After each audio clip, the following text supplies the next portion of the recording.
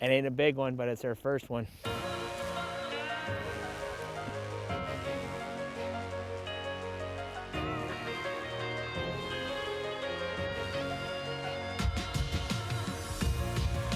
Fish. Nice weed, eh, Matt? Nice Georgian Bay smallmouth. It's a giant! Yes! Right behind you, right behind you. Swim bait. Yes.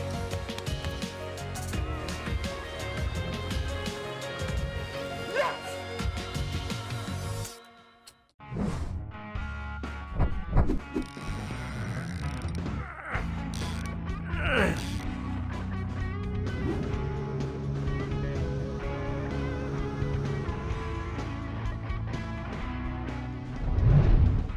Need to Fish, brought to you by Suzuki Motors, available at Marsh's Marina. Hey everyone, you recognize me as Brian Berriault from the host of The Boating Life. This year we're going into a new venture, Need to Fish. I'm your host. I have our host guide, Matt Pezzetta, waiting at the dock for us. It's opening day, May 1st, 2016 on Georgian Bay for walleyes and pike. We're gonna go out there and see if we can do some damage on some big pike on Georgian Bay. Let's go see if we can find Matt. Looks like I found Matt.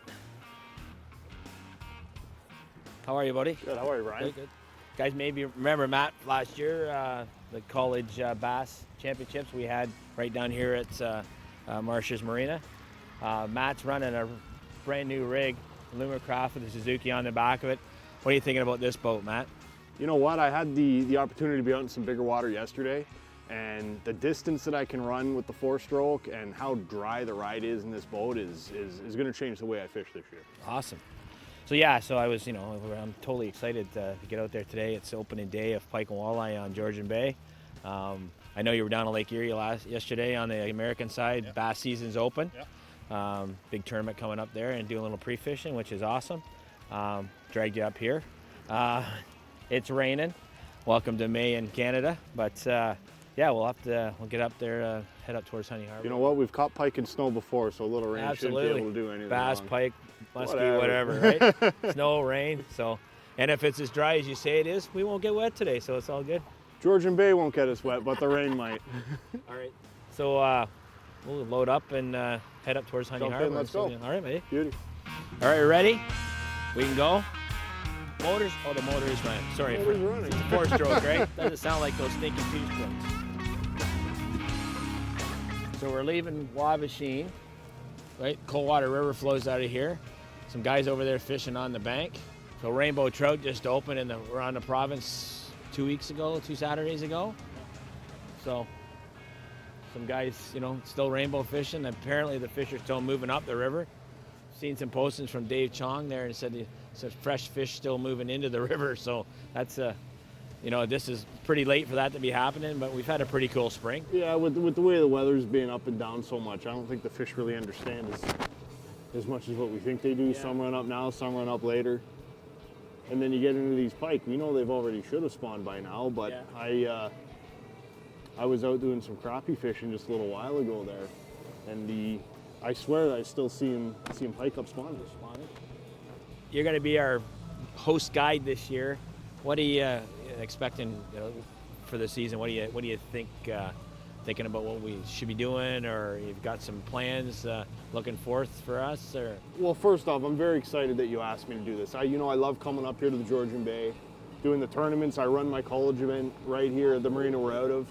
This is my favorite fishery. I really believe this is the best fishery in the country. But for me, I'm going to be running all over the place. Yeah. Kingston, Port Colborne, some opportunities down in the U.S. with this boat, but I always love coming back up to Georgian Bay, and to get it on the water doing this is even better. So, I'm totally stoked about this season, and it's a great opportunity, right? This is where I cut my teeth and where my background comes from with the tackle store, and just, far as back was my father and him being an outdoor rider and a tournament angler, it's kind of bred into you. So I'm excited, Georgian Bay, home water. I know this place like the back of my hand. I got a really unique spot that I, used to guide when I was up here guiding all the time, that I I want to show you. This time of year, it's crazy. There's days that I've been in there and caught 100 fish in a day. That's great. You know, I'm looking forward to this year. Yeah, absolutely. So we'll, as you can see, it's overcast and raining. Unlike the boating life last year where we tried to concentrate on the sunny days, you're probably going to see us a lot this year. Rain, sleet, in the fall probably snow, fishing for muskies and stuff like that. But you know, this is a very unique body of water. Probably getting into some downrigging maybe this year, doing you know, some salmon and trout fishing. Everything. Georgian Bay has everything. Whether you want to do a trip for dogfish, you want to go for crappies, or you just want to do some good old bass fishing. Carp fishing, anything, right? It's a huge mecca for the muskie anglers all over the world. Come here to try to catch that next world record. So it's here. Yeah, absolutely. I've seen it, so it's all good.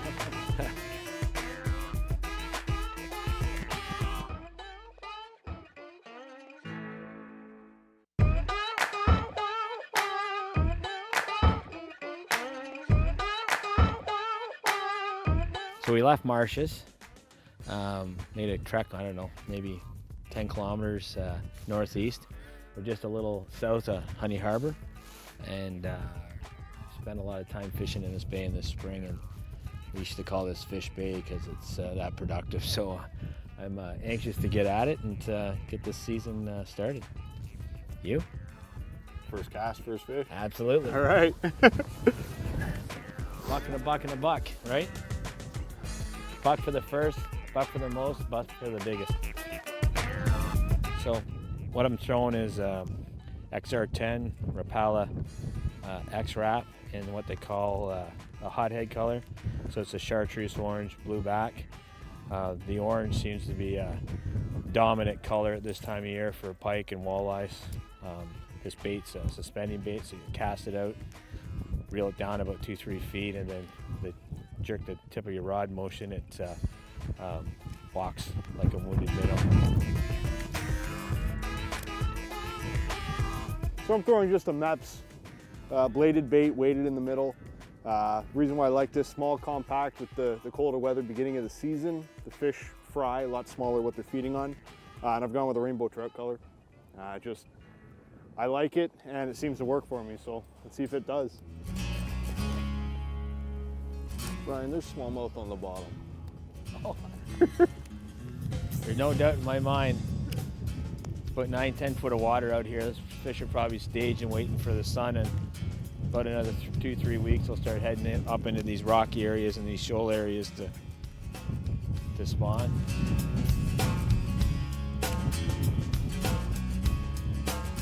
So generally this spot that we're fishing here, Matt, I fish it early in the season. Usually there's some either old weed from last fall, or there's, you know, if we've had a little bit of sun the last week and a half, 2 weeks, there's some emergent weed coming through that old weed. But there's some current that flows through this corner here, and in the winter, you know, the snowmobile guys always say to me, don't go over towards that the 69er point here, because it's always open. So there's some flow in here, so there's always, you know, good oxygen flow, and the weeds will come up earlier here than most places.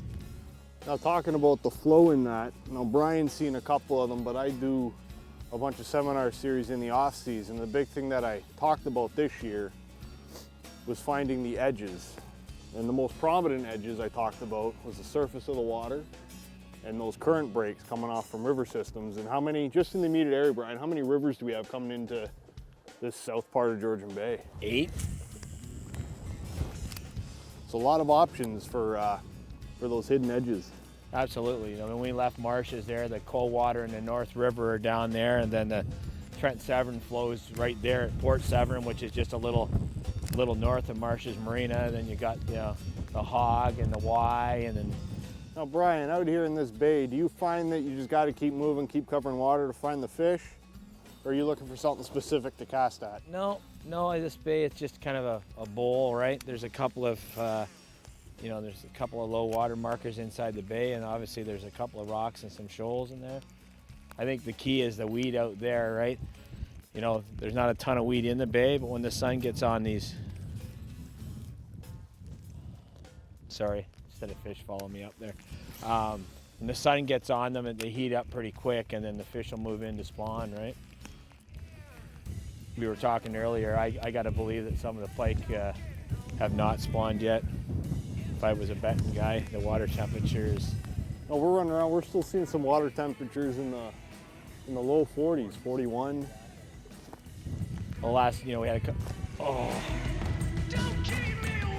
oh, again. Oh. Well, maybe we'll get in some fish. There seem to be some fish following. There seems to be some fish here. With the colder weather, I'm going to try to go on something with a little slower moving bait, going to a swim bait with a single hook. Just a little different than the spinner or the jerk bait. See if we can get some pike to eat it. Very, very simple to set up. So just a jig head is a 1/2 ounce. Little 3.5 inch swim bait.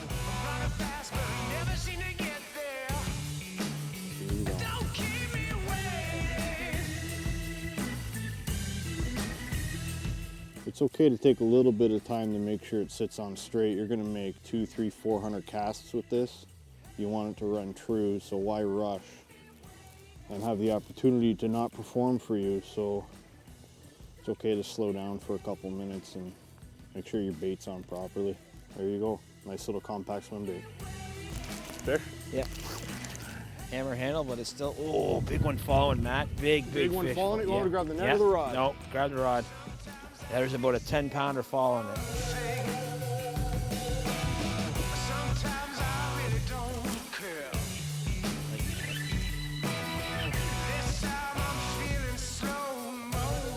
Well, it ain't a big one, but it's our first one.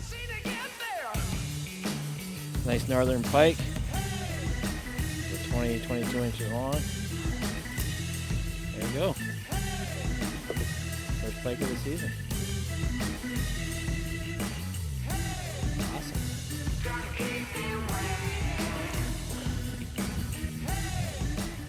Throw me a buck, man. How about this? Why don't we keep a tally going all year? Hey, that's a good idea. And we'll see what the over-under is at come the end of the season. At the end of the season.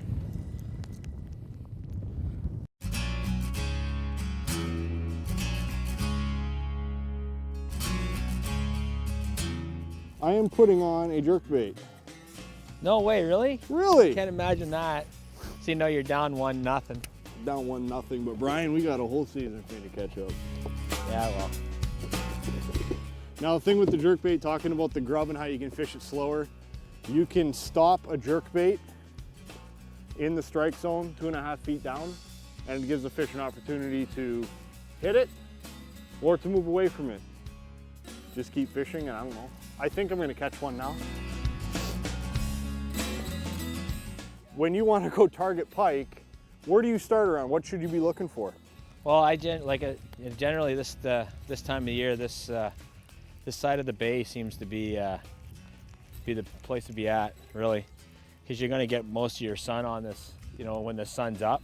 So this water is going to warm up quicker than most areas early in the season. So I generally concentrate on the east side of the bay.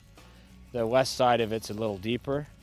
But later on in the season, you know, like mouth of the Wye River, you know, Midland Point, some of those areas like that, they've got nice weed edges that grow in about 8-9 foot of water and then progress out into 25 or 30 foot. So there's some deep water access. You know, this area, this southern end of the bay is, like I said, it's a little more accessible to anglers for sure. Well, and that's what we're here for, right? To grow the sport, show more people the access there is to Georgian Bay. Absolutely. Good. Oh. Wrong species. Wrong species.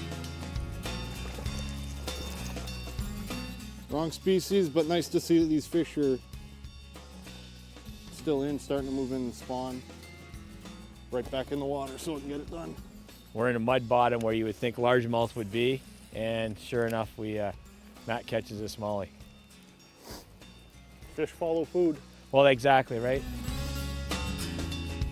So the fish are still looking for cover at this time of year. So, you know, we've seen some old weed There's some new emergent weed out where we first started, but it's all cover. Gives an opportunity to get in behind that and ambush, you know, some small fish, or push the fish into these shallow bays and feed on them. For sure, you don't need to think like the big fish to catch them. You have to think like they're food. Yeah, the pike usually at this time of year, those reeds are stock are still in the water, so there's some cover, right? It's a great ambush point. There's a current break on the edge there. Yep. It's amazing. We come in here, we've caught a pike, seen some smallmouth, talking about where you caught some big largemouth. Yeah. All within 100 feet of each other. Yeah, absolutely. That's 2, right? Had to say that. Nice clean looking fish. Yeah, absolutely. Coming off spawn. Why do I always do that? Oh, not a giant, but absolutely a nice clean fish. It's 2-1. 2 of the right ones, 1 of the wrong ones.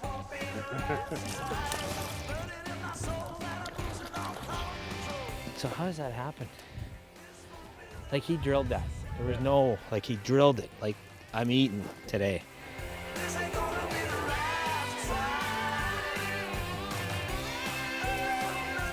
So something you want to do if you're pike fishing.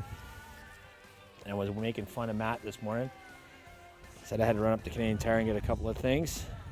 I'm using monofilament.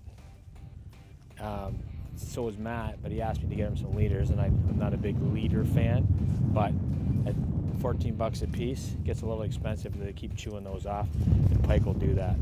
So what I normally do is make sure, run your finger along the line, make sure the fish hasn't nicked it with its teeth or its gill plates or anything. If it has, retie. Always. That one's good. Until it gets broken off, and then I'll be cursing. But they're hitting aggressively. Absolutely, right? As cold as it is, you know, it's 6 or 7 degrees. Again, yesterday it was 15, the sun was out, lake was flat, you know. You would have expected something different today, but they seem to be, the fish that are biting, they're sure not catching 100 today in this bay, but the fish that are biting, they're hitting hard. You getting that on the jerkbait again, Brian? Absolutely. Oh boy, You'll tie one on at one point, I think. Oh boy, that's how you don't net a fish, everybody. Nice net job. No problem, Brian. All right, now you have the biggest fish so far again. Nice looking pike again. Another near there coming off. Don't seem to be getting any bigger. No. We're catching a few, which is nice.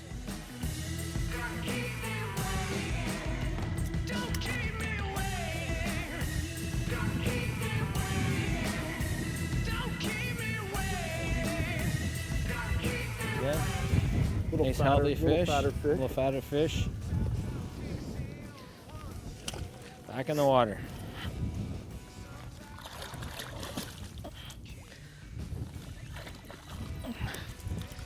Okay. The water's warmer than the air, so.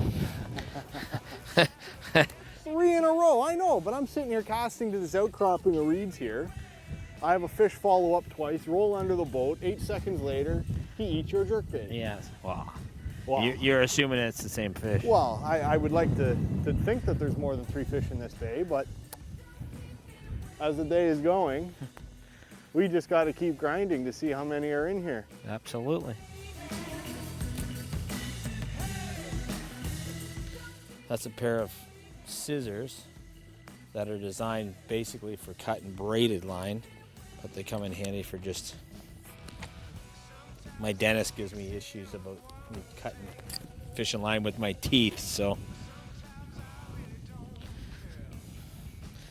That's nice though, you can cut it off, you can cut the knot off the split ring.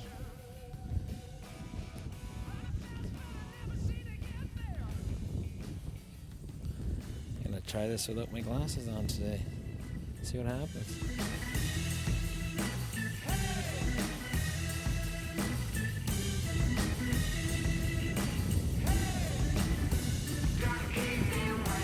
what I like to do is wet this and pull down on it because it's a copolymer line. There's a coating on the top of it, and it may burn the line because it is nylon. It may burn the line and then create an abrasion there and end up breaking right at the knot. So it's a little tip. I put my gloves back on. I don't have arthritis like the young guy at the front of the boat, but I still want to keep my hands moving. So we just caught 2 fish. If you look over my right shoulder, there's a guy in a boat that seen us catch both fish and now is going away from the bay. If it was me, I'd be fishing the bay, which we're doing. Right, Matt? Well, I'm fishing the bay. Matt's, I don't know Matt's. So what I've been doing is just a steady retrieve, all right? Still using that Rapala Hothead XR10 X wrap. I'm just reeling, jerking, and it seems to be working.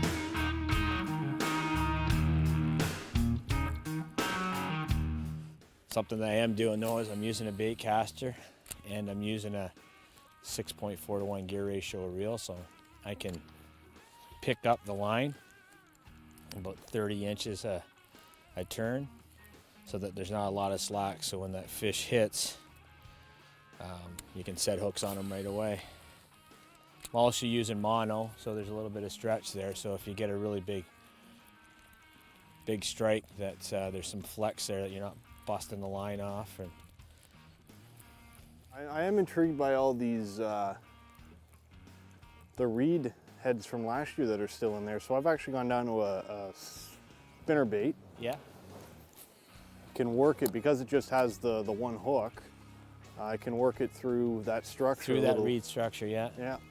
I mean, we're looking at this shore. It's early season, and that stuff's textbook.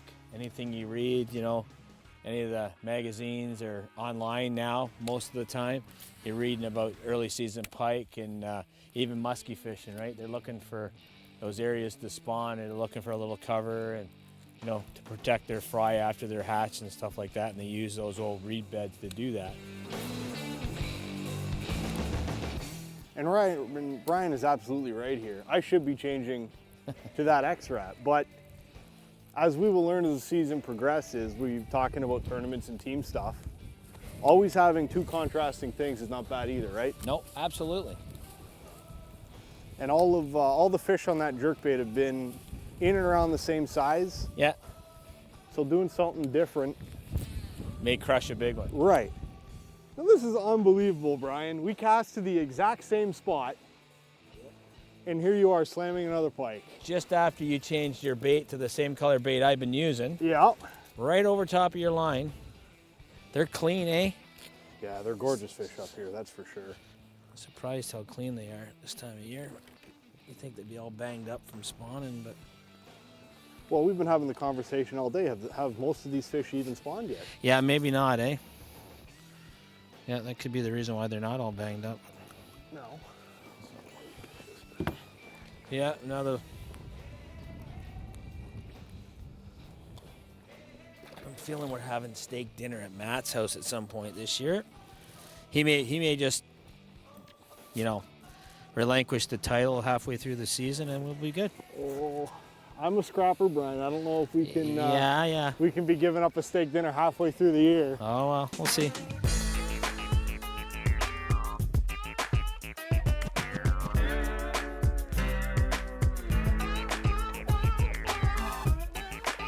So, May 1st, first day of pike and walleye on Georgian Bay. Cold raining. Cold raining. Of course. I thought it snowed at one point, but it was a good day. Caught 5 pike. They weren't giants, but they were definitely pike. And fish in the boat. And then we put fish in the boat. So it doesn't get any better than that. I don't think it does. You? No.